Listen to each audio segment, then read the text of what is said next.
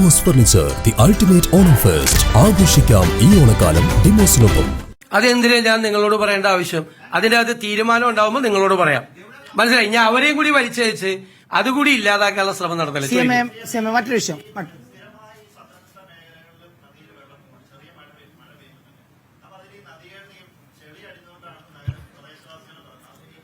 വളരെ ഗൗരവമായിട്ടുള്ള പ്രശ്നങ്ങളുണ്ട്. അതായത് എല്ലാ നദികളിലും മണ്ണടിഞ്ഞിരിക്കുകയാണ്. അതായത് ഈ 2018-ലും 19-ലും വെള്ളപ്പൊക്കത്തിന് ശേഷം. അതുപോലെ ഡാമുകളിലും മണ്ണ് നിറഞ്ഞിരിക്കുകയാണ്. ഡാമുകളുടെ കപ്പാസിറ്റി ഗൗരവമായിട്ട് കുറഞ്ഞു.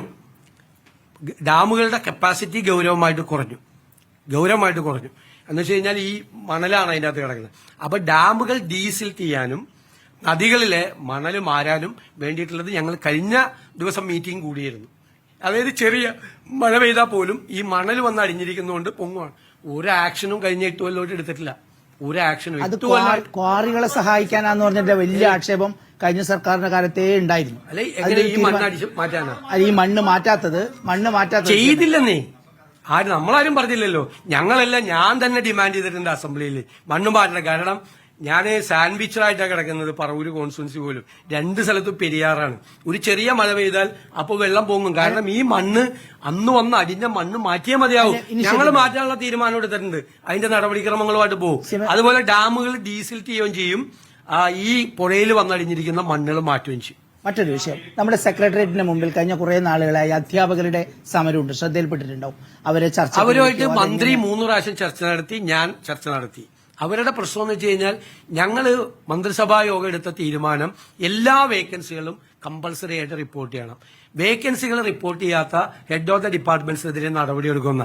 കേരളത്തിൽ ഏത് ഡിപ്പാർട്ട്മെന്റിൽ വേക്കൻസി ഉണ്ടെങ്കിലും ആ വേക്കൻസി ഫില്ല് ചെയ്യും. അവരുടെ പ്രശ്നം എന്ന് വെച്ച് കഴിഞ്ഞാൽ ഡിവിഷൻ ഫോളാണ്. ഡിവിഷനുകൾ കുറയുവാണ്. കുട്ടികളുടെ എണ്ണം കുറയുന്നതുകൊണ്ട് ഡിവിഷൻ ഫോളാണ്.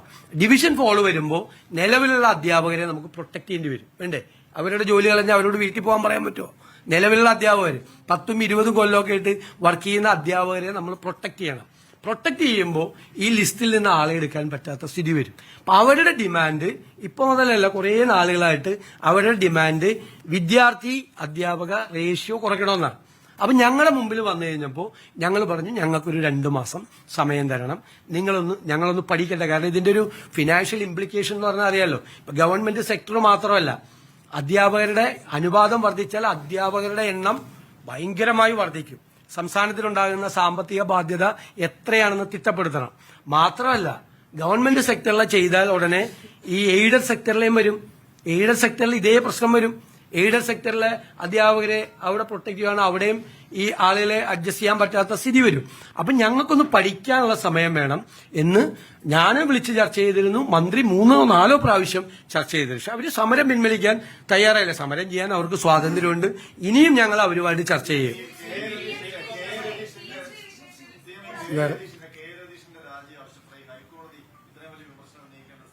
അല്ല, അതിനു മുമ്പ് തന്നെ ഈ പ്രധാനപ്പെട്ട സ്ഥാനങ്ങളിൽ ഇരിക്കുന്നവരോടെല്ലാം രാജിവെക്കാൻ ഞങ്ങൾ ആവശ്യപ്പെട്ടിരുന്നു. എല്ലാവരോടും ആവശ്യപ്പെട്ടിരുന്നു രാജിവെക്കാൻ. നേരത്തെ തന്നെ ഒരു സർക്കുലർ പോയിരുന്നു. രാജിവെച്ചില്ല. ഇപ്പൊ രാജി തന്നിട്ടുണ്ട്. അല്ല, നമ്മൾ നമ്മളൊരു മര്യാദയാണ് എല്ലാവരോടും കാണിച്ചത്. എല്ലാവരും ആളുകളെ പുറത്താക്കുക എന്ന് പറയുമ്പോൾ ഉള്ളൊരിത് വന്നു. ഇത് ഹൈക്കോടതി നമ്മുടെ ഈ പ്രോസിക്യൂഷൻ സാങ്ഷനുള്ള നമ്മുടെ അനുമതി ഹൈക്കോടതിയിൽ പെൻഡിംഗ് ആണ്. നമ്മൾ കൊടുത്തു അനുമതി. ഹൈക്കോടതി ഒരു തീരുമാനം എടുത്തോട്ടെ എന്ന് പറഞ്ഞു. അതിനു മുമ്പ് തന്നെ ഇപ്പോ ആ പരാമർശം വന്നപ്പോൾ തന്നെ നമ്മൾ രാജിവെക്കാൻ ആവശ്യപ്പെട്ടു. അദ്ദേഹം രാജിയും വെച്ചു.